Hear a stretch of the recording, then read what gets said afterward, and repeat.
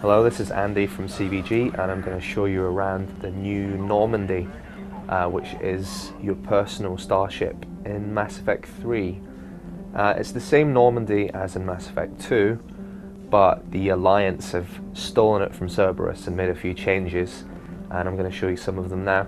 The captain's cabin is where we're going to start, and it's pretty much the same as it was last time. You can play music to set the mood. You can access your armor locker to change your casual appearance and also your battle armor. All these bits like helmets and shoulders and arms and legs you find scattered around missions, and you can mix and match them for different stat effects, which you can see on the right there.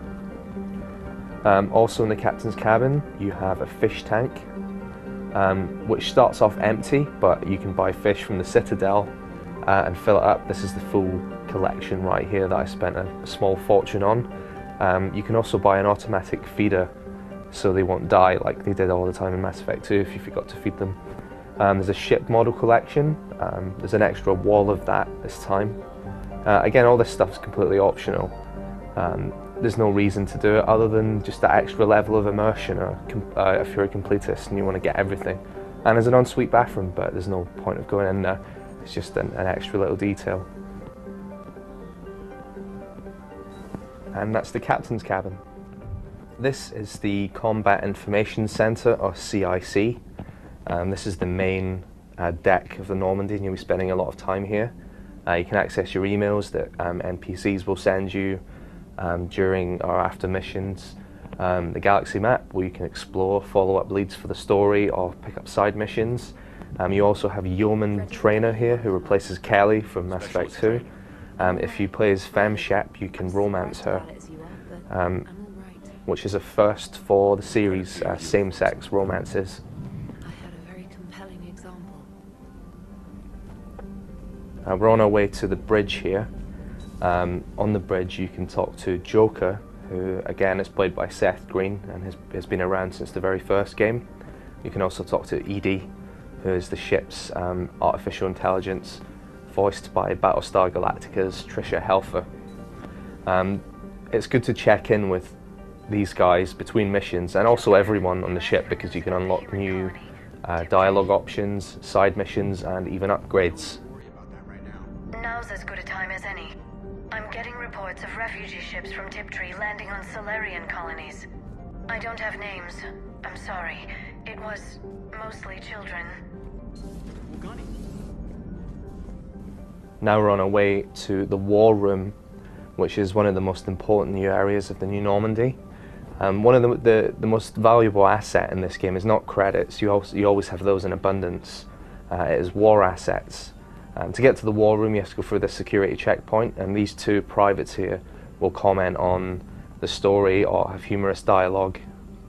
Before we get to the War Room, we're in the conference room, and Shepard does a lot of brokering deals between different alien races who hate each other to try and get them to work together to defeat the Reapers, so that gets handled in the conference room. This is the War Room. A lot of the story takes place in here. The battle against the Reapers is sort of coordinated here. That thing in the middle, I won't say what that is because it's kind of spoilery, but you can track the progress of whatever it is by looking at that hologram. The War Assets Terminal shows you how many races and armies you've got on board in your fight against the Reapers. This vid terminal lets you talk to Admiral Hackett and Admiral Anderson, who are kind of like your bosses. Now we're on the crew deck. This memorial wall, you'll see that we've blurred it out because whenever a character dies, they appear on there, and also it shows you who died in your previous save games if you imported them. And this footage was taken really near the end of the game, so it would be a massive spoiler if we showed you that. This is the observation deck where you can talk to Ashley. Depending on various circumstances, she might not be on your team. For example, if you let her die in Mass Effect 1. This is the crew quarters. Nothing really goes on in here, so it's not worth checking in that often.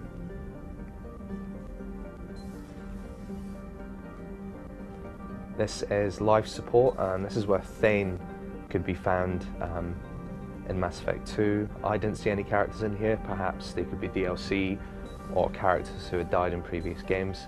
This is the men's bathroom. There is nothing to see in here. And there's another observation deck here. It's kind of like an R&R sort of area. There's like a gambling table and a little miniature nightclub and some kind of weird massage table. I never saw any characters in here. There was no reason to ever come in here. Maybe again DLC or a character that wasn't in my save game.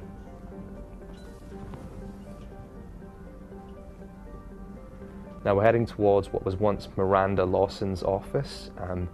It's now been taken over by Liara Tassoni, who you'll remember from Mass Effect 1 as a party member, and from 2 as the Shadow Broker. And she uses this place as her office as the Shadow Broker, so you can access an intel terminal and spy on people's emails. You can upgrade your characters, so Shepard will find sort of intel on planets and he can use it to upgrade his stats. She's got a VI assistant here as well, you can see.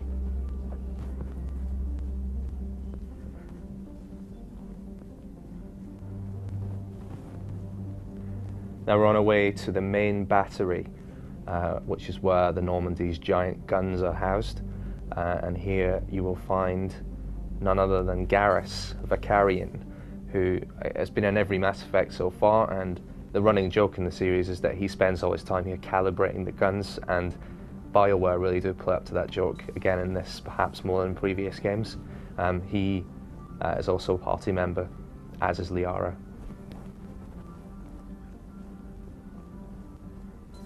This is the medical deck, and here you can see Dr. Chakwas, who's been hanging around on the Normandy in its various incarnations since the first game. Here you can reassign your power bonuses and powers, so if you want to respec your character MMO style. This is the server room where EDI is held, her brain basically. You'll find her down here as well sometimes to talk to.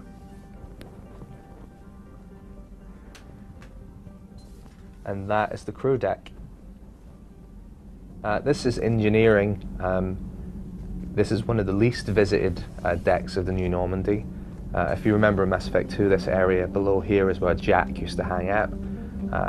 There's no one down here, so it's kind of pointless. You will find scattered around in certain areas of the ship, including their model ships for the captain's cabin. In engineering, there is one character, that's Engineer Adams. The guy with the terrible Scottish accent from the last game is not here anymore. Engineer Adams has a side mission for you, and once you've completed it, there's no reason to come back here unless you want to look at the FTL drive, which does look very impressive. So yeah, once you've done all the side missions, or the one side mission down here rather, there's no reason to come back. Welcome to the Shuttle Bay. You might remember this area from Mass Effect 1, but it's very different now, and there's a lot more useful things to do in it. First of all, this is where the shuttles are held, that you use to travel from the Normandy to planet surfaces, piloted by Cortez. The weapons bench is new. You can add mods that you find scattered around missions to your weapons. You can look at them at different angles and sort of study them and look at their stats. The more weapons you have, the slower your powers will recharge, so it's best to keep only a couple of weapons on a mission with you. You can upgrade weapons here, and also the procurement interface lets you access any of the shops in the game without having to actually be there. Lieutenant Cortez is a new character, and you can actually romance him, so if you play as male Shepard. And this is James Vega, voiced by Freddie Prinze Jr. of the 90s. He is a new squad member, and he appears to be quite a generic character at first, but once you get to know him, he's actually quite, there's some interesting backstory there. And that is the Shuttle Bay.